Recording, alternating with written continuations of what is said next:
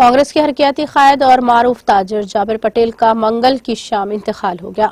جابر پٹیل کو ناسازی صحت کی بنا پر حیدرآباد کے اپولو ہاسپٹل ہمایت نگر لے جایا گیا، جہاں پر علاج کے دوران انہوں نے اپنی آخری سانس لی۔ اپولو ہاسپٹل سے جابر پٹیل کی میت ریڈ ہلز میں واقع ان کے مکان منتقل کر دی گئی۔ نماز جنازہ آج بتاریخ 13 مارچ بروز چہارشنبہ بعد نماز ظہر شاہی مسجد باغ امان نامپلی میں ادا کی گئی۔ تدفین ٹولی چوکی میں واقع احاطے قبرستان جمالی کنٹا میں عمل میں آئی۔ نماز جنازہ میں BRS رکن قانون ساز کونسل و سابق وزیر داخلہ محمد محمود علی، چیئرمین تلنگانہ حج کمیٹی خسرو پاشا، سابق رکن قانون ساز کونسل فاروق حسین، سابق چیئرمین اقلیتی مالیاتی کارپوریشن امتیاز اسحاق، BRS قائد ارشد نواب عبدالباسط، کرکٹر اظہر الدین کے علاوہ دیگر کئی سرکردہ شخصیات، دوست و احباب کی کثیر تعداد نے شرکت کی۔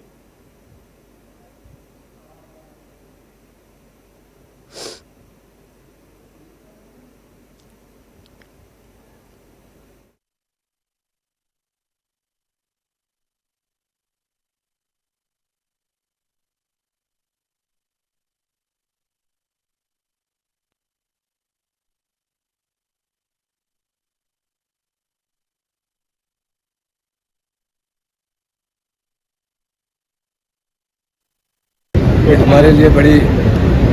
افسوسناک خبر رہی۔ کل شام میں جابر پٹیل صاحب کا ہارٹ اٹیک کی وجہ سے انتقال ہوا، بڑے ملنسار لیڈر تھے۔ آج دیکھیں کہ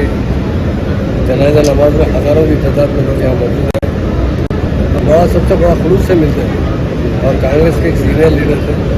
برسوں سے کانگریس سے وابستہ رہے اور عوام میں بہت مقبول لیڈر کا مقام حاصل کیا ہے۔ بہت دکھ کی بات ہے کہ ان کے بچے معصوم بچے،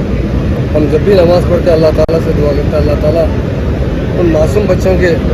جو سرپرستوں کو قائم ہے۔ آج اس کی ذمہ داریاں ختم ہو چکی ہیں، اللہ تعالیٰ انہیں اٹھا لے۔ میں جتنی حیات دیتا ہوں تو اللہ جانتا ہے سب کی حیات اس کی قدر کے حساب سے ہوتی ہے، اور آج بڑا دکھ ہوا ہے کیونکہ جب دونوں تینوں معصوم بچوں کو دیکھا تو ایک دم ایسا محسوس ہوا کہ جب بھی جو پروگرام ہوتے تھے کوئی بھی ہمیشہ دعوتوں میں دیکھتا تھا، بچوں کو بہت اچھے اچھے لباس بنا کے لاتے تھے، بڑی محبت کرتے تھے بچوں سے، اور بہت قابل احترام شخصیت تھا صاحب۔ لیکن ہم اللہ تعالیٰ سے ویسے ان کا جو انتقال ہوا اس مہینے میں رمضان میں تو یقیناً سب کی بخشش ہوتی ہے، اللہ تعالیٰ نے جنت الفردوس میں اونچے سے اونچا مقام دے،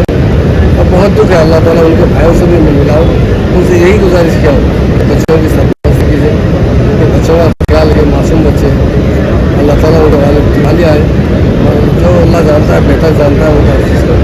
ان کے لیے دعا کرتا ہے اللہ تعالیٰ ان کے بچوں